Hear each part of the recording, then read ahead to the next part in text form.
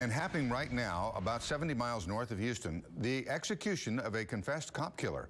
Robert Mitchell Jennings murdered a Houston police officer some 30 years ago. The execution process was to begin at 6 o'clock. Our Robert Arnold is there, the only local television reporter to witness the execution. He filed this report before he went inside the Walls unit.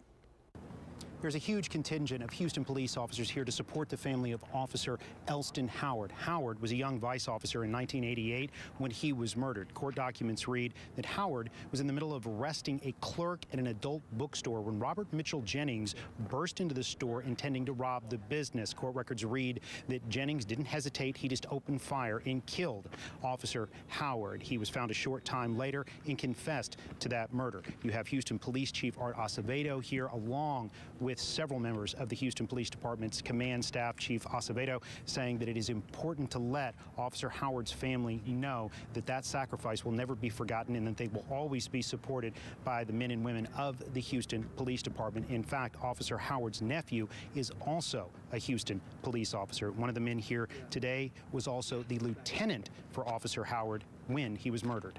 I just want to say personally, Officer Howard was one of the finest officers I ever had the privilege to supervise and work with at the Houston Police Department.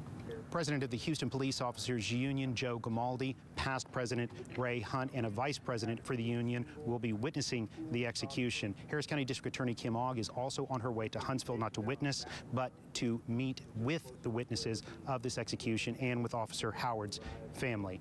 Reporting from Huntsville, Robert Arnold, KPRC, Channel 2 News. Thank you, Robert. Robert is now inside the death chamber observation area. Watch for Robert's reports throughout the evening on click2houston.com, also on Facebook, and then Robert will have a full wrap-up for us tonight on Channel 2 News at 10.